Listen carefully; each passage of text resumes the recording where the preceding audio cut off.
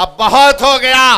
ये हर बार चुनाव आता तो इनको एक ही चीज नजर आती, ओवैसी बी टीम है, ओवैसी बी टीम है, ओवैसी वोट काटने के लिए आया है। अरे तुम याद रखो, जब तक अल्लाह मुझे जिंदा रखेगा मैं तुम्हारी नाक में और दिमाग में दम करके रखूंगा इंशाअल्लाह ताला। भाजपा के लोग अपना एक पैम्फलेट निकाले हैं, एक 4 पेज का और एक 15 पेज का है। मैंने उसको पढ़ा। उसमें लिखते हैं कि मुसलमानों में 30% लोग गरीब हैं। और भारत के प्रधानमंत्री अपने भाषण में कहती हैं कि अब्दुल कब तक पंक्चर बनाएगा। सुनो प्रधानमंत्री, 11 साल से आप प्रधानमंत्री हैं, कितने मॉब लिंचिंग के वाकयात हुए, कितने अखलाक और कितने पीलू खान को मारा गया, कितने दंगे हुए। एक बिहार का गरीब आदमी पूना को जाकर एक पंक्चर की दुकान लगाता है तो इंडिया पाकिस्तान का क्रिकेट मैच हुआ, किसी ने इल्जाम लगा दिया उस बिहार के निवासी के ऊपर जो महाराष्ट्र बिहार छोड़कर महाराष्ट्र गया कि इसके बेटे ने जिंदाबाद का नारा पड़ोसी मुल्क के ऊपर लगाया। 24 घंटे के अंदर उसके छोटे से उस पंक्चर की दुकान को बुलडोजर से तोड़ दिया गया। किसने देखा उसको नारा लगाते हैं? और भारत के प्रधानमंत्री कहते हैं कि अब्दुल कब तक पंक्चर बनाएगा। भारत के प्रधानमंत्री, क्या यह जुल्म नहीं है कि एक बिहार का आदमी गरीब यहां से गुर्बत से बचने के लिए पूना गया तो आपकी भाजपा की सरकार महाराष्ट्र में झूठा इल्जाम लगाकर उसकी दुकान को तोड़ दिया। वो सुप्रीम कोर्ट में अपना केस डाला है। सुप्रीम कोर्ट ने कहा कि किसी के घर को नहीं तोड़ा जा सकता, 15 दिन का टाइम देना चाहिए उन लोगों को। मगर अब्दुल की पंक्चर की दुकान को बीजेपी की सरकार ने तोड़ दिया। और प्रधानमंत्री बोलते हैं अब्दुल कब तक पंक्चर बनाएगा।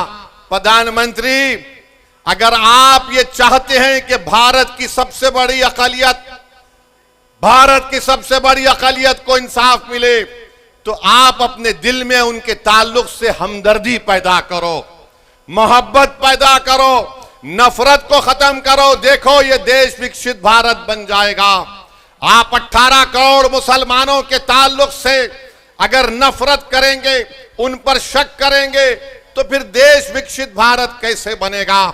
और फिर हम प्रधानमंत्री को पैगाम देना चाहते हैं कि आपने जो कानून बनाया, नरेंद्र मोदी की सरकार ने, नीतीश कुमार ने, चिराग पासवान ने, मांझी साहब ने, कुशवाहा साहब ने ये कानून बनाकर सिर्फ एक आदमी को फायदा हुआ, बहुत ज्यादा उसको फायदा हुआ। क्या फायदा हुआ? वो देश का सबसे दौलतमंद आदमी है जिसने एक मुस्लिम वक्फ की जायदाद के ऊपर जो यतीम खाना है, यतीम खाने को उसने गैर कानूनी तौर से खरीद लिया और उसके ऊपर उसने गरीब लोग बोलते, मीडिया बोलते कि 1000 करोड़ का अपना घर बनाया। तो सुनो प्रधानमंत्री, अब्दुल सुबह अपने घर से जरूर निकलता है, मगर अब्दुल जब अपने घर से निकलता है वो अल्लाह की जात पर तवक्कल करता है। अब्दुल अपना घर प्रधानमंत्री किसी यतीम खाने पर नहीं बनाया है, अब्दुल अपना 20 फीट का घर अपनी जाती जमीन पर बनाया है। ये अब्दुल में और उसमें फर्क है। प्रधानमंत्री, आपको अब्दुल से मोहब्बत नहीं, आपको मुकेश से मोहब्बत है, इसीलिए आप ये कानून उसके लिए बनाए हैं। अगर अब्दुल के लिए आपको मोहब्बत होती तो ये काला कानून आप नहीं बनाते। और अब्दुल बैंक को जाकर लोन नहीं पूछता। अब्दुल के ऊपर 10,000 का भी या 20,000 का लोन अगर होगा या 5 लाख का होगा, मगर प्रधानमंत्री आपके दोस्त के पास तो जिसके जू में आप जाकर जानवरों को देखकर आए, बंदरों को देखे, देखा आपने? बंदर को प्रधानमंत्री देख रहे हैं, तोता उनके हाथ पे बैठा हुआ है। तो प्रधानमंत्री यही समझते कि सब तोतों को हाथ पे बिठा लूंगा या किसी को बंदर बनाकर देखूंगा। प्रधानमंत्री ये चंपारण की सरजमीन है, एक राजपूत शेर की तौर पर बैठा हुआ है ढाका में। आप क्यों बनाए यह कानून? सेक्शन 2C किस लिए बनाया गया, बोलो हमको। हमारे हैदराबाद में कहावत है कि मामू की मिठाई की दुकान पर नाना की फातिया। तो प्रधानमंत्री ने हमारे बोरी मुसलमान भाइयों का नाम बताकर मुकेश भाई की फातिया पढ़ दी वहां पर। सेक्शन 2C बना, मुकेश भाई मौजा ही मौजा हो गए। आई एम हैप्पी बोल दिए प्रधानमंत्री। प्रधानमंत्री ये क्यों किया आपने? ये कानून ये बना दिया कि अगर जितने बिहार में आसार खदीमा के तहत मस्जिदें होंगी, जो दर्जे वक्फ हैं बिहार वक्फ बोर्ड में, वो वक्फ की जायदाद नहीं रहेंगी, आसार कदीमा उसका मालिक होगा।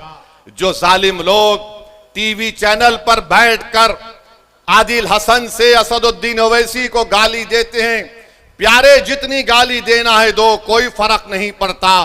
तुम्हारी गाली देने से मेरी इज्जत में फर्क नहीं आता, तुम्हारी गाली देने से मेरी शोहरत में कमी नहीं आती, तुम्हारी गाली देने से मेरी रात की नींद खराब नहीं होती। हां, अगर तुमको फायदा होता है, क्योंकि तुम्हारे दिलो दिमाग में एक बीमारी है नफरत की, शायद ओवैसी को गाली देने से वक्तिया तुमको फायदा होता है तो दो, मगर ये तो बताओ इस कानून में किसको फायदा पहुंच रहा है? कुछ फायदा नहीं है मुसलमानों को। और प्रधानमंत्री बोलते मुसलमान 30% गरीब हैं। अगर है तो तुमने क्या किया बताओ? अगर है तो बताओ तुमने। विजारत अखिलती बहबूद, मिनिस्ट्री ऑफ माइनॉरिटी अफेयर्स, वहां पर मौलाना आजाद की फेलोशिप बंद कर दी।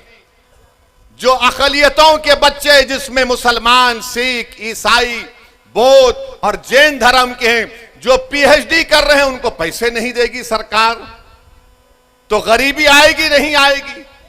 जो मुसलमानों के बच्चे, सबसे ज्यादा ड्रॉप आउट रेट पूरे देश में अगर आप देखेंगे किसी समुदाय का है तो मुसलमानों का है।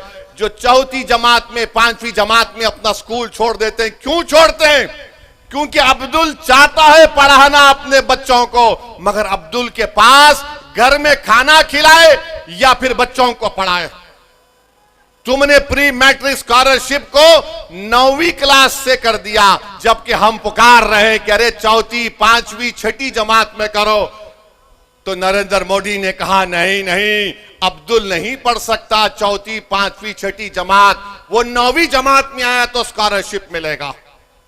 अरे अगर जो चौथी, 5वीं, 6ठी, 7वीं पढ़ेगा तो 9वीं को पहुंचेगा ना। प्री में पोस्ट मैट्रिक स्कॉलरशिप हम पुकार कर कह रहे हैं कि बढ़ाओ, नंबर बढ़ाओ, नंबर बढ़ाओ, मगर बीजेपी बोलती हम 1 लाख को दे रहे हैं। अरे जालिमो, तुम झूठ बोल रहे हो। तुम नंबर नहीं बढ़ाने की वजह से हर साल डिग्री में हमारे कम से कम 5 लाख बच्चे स्कॉलरशिप से महरूम हो जाते, और बढ़ाने के लिए सिर्फ 1000 करोड़ की जरूरत है, 1500 करोड़। मगर मोदी ने बोलेंगे अब्दुल पंक्चर बनाता है। मोदी जी, दलील देकर कह रहा हूं, झूठ नहीं बोल रहा हूं। आप मेरे दलील का जवाब नहीं दे पाओगे। अरे अब्दुल अगर गरीब है तो हुकूमतों ने हमको गरीब बना दिया।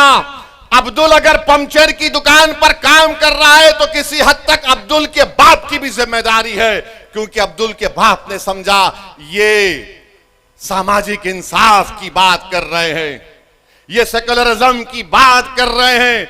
हमने सबका साथ दिया, कभी सामाजिक न्याय पर दिया, तो कभी यादव मुसलमान इत्तेहाद के नाम पर दिया, तो कभी हिंदू मुस्लिम इत्तेहाद के नाम पर दिया। जिसको हमने वोट दिया वो मोटा हो गया, वो महल में जाकर बैठ गया, और जिसने उनको वोट डाला गरीबी उसका मुकद्दर बन के रह गया।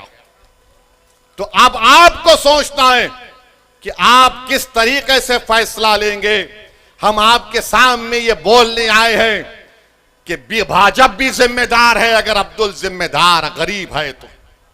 और बीजेपी अपने पैम्फलेट में कहती है कि 70% वक्फ की जायदाद पर कब्जा हो गया, तो तुम कब्जा कैसे निकालोगे? मोदी ने कानून यह बनाया कि जो 12 साल से जिस जमीन का मालिक अल्लाह है उस पर अगर वो 12 साल से कब्जे में है तो मोदी कह रहे हैं कि मालिक तो अल्लाह होगा मगर मैं कानून बनाकर तुझे मालिक बना रहा हूं। वो 70% अगर जायदादों पर वक्फ की जमीन पर कब्जा हुआ है तो सब लैंड ग्रैबर काबिजीन उसके मालिक बना दिया आपने। बताओ फिर क्या होगा?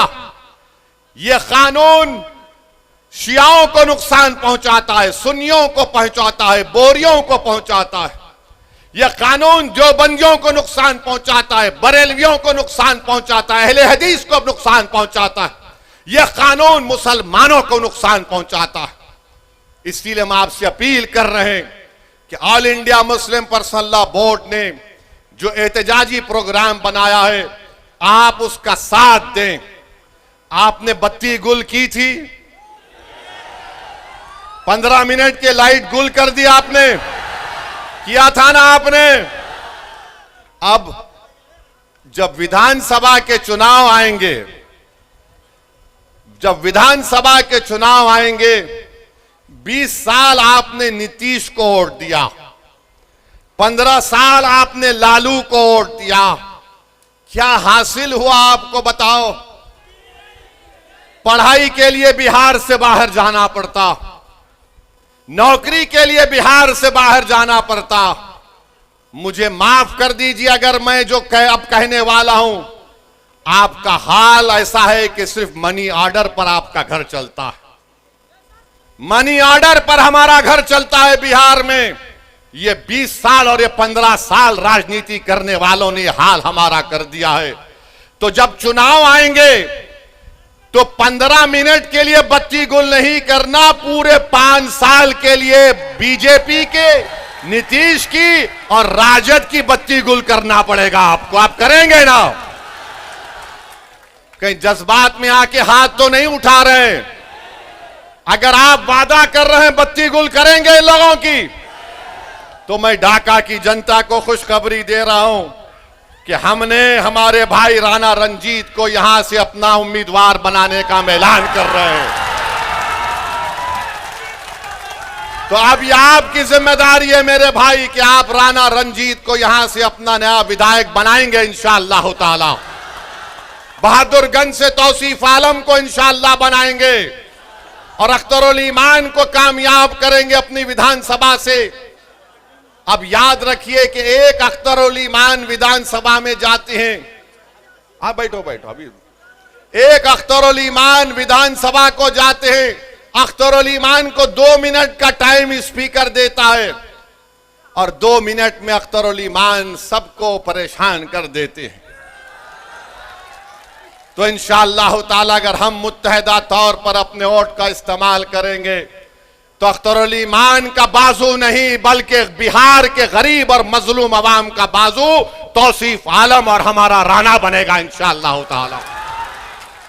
तो मेरे अजीज दोस्तों और बुजुर्गों, मुत्तहदा तौर पर अपने वोट का इस्तेमाल करिए। अब बहुत हो गया, ये हर बार चुनाव आता तो इनको एक ही चीज नजर आती, ओवैसी बी टीम है, ओवैसी बी टीम है, ओवैसी वोट काटने के लिए आया है।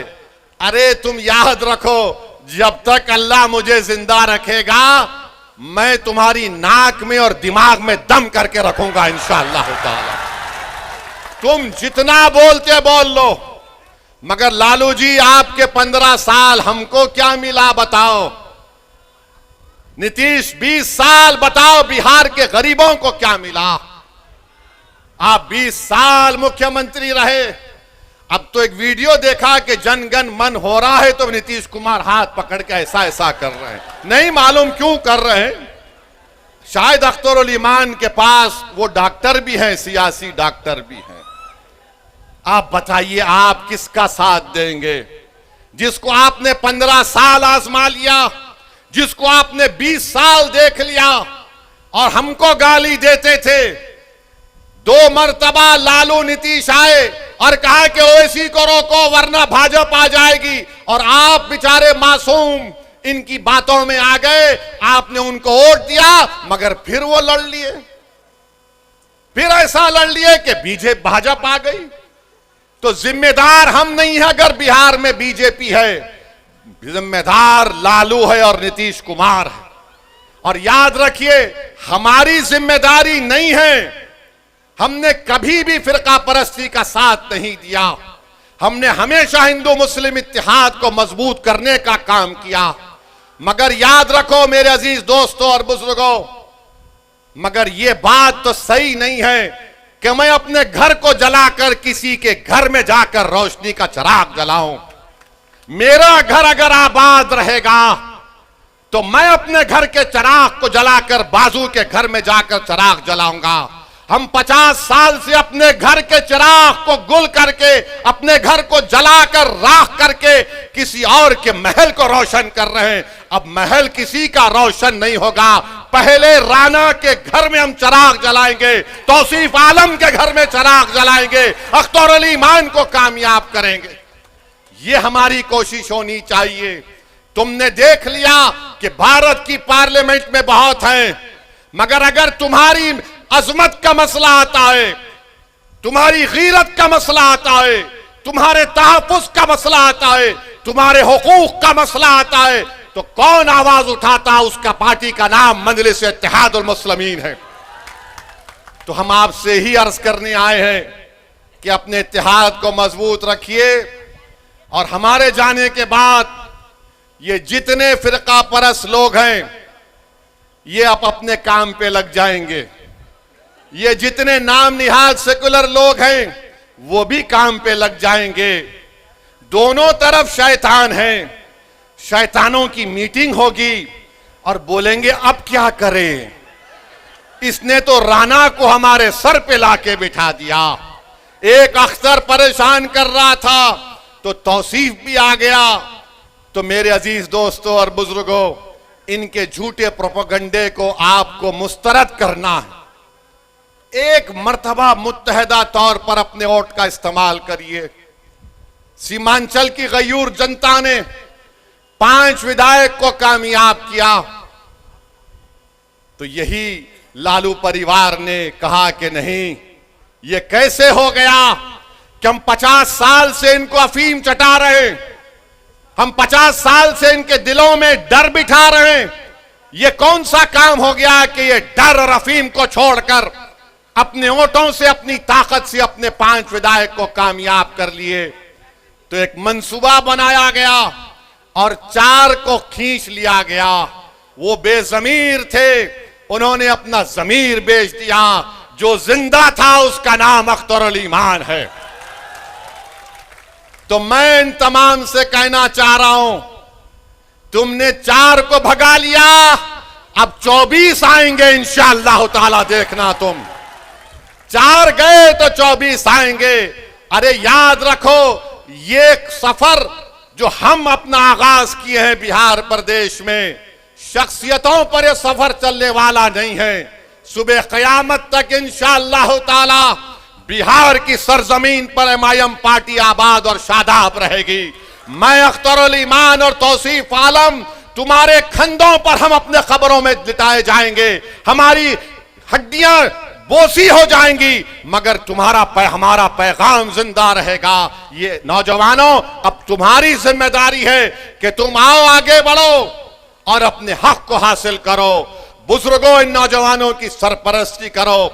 मेरी माँ और बहनों, तुम रातों में उठकर जो आंख में आंसू लाकर सोचती हो कि मेरे बेटे और बेटी के मुस्तकबिल का क्या होगा, अब फिक्र मत करो। अब तुम्हारी रातों की बेचैनी इंशाअल्लाह ताला मोदी, नीतीश और लालू के दिलों में बेचैनी हम पैदा करेंगे। सिर्फ आपसे अपील कर रहे हैं कि मुत्तहिद हो जाइए, मुत्तहिदा तौर पर अपने वोट का इस्तेमाल करिए।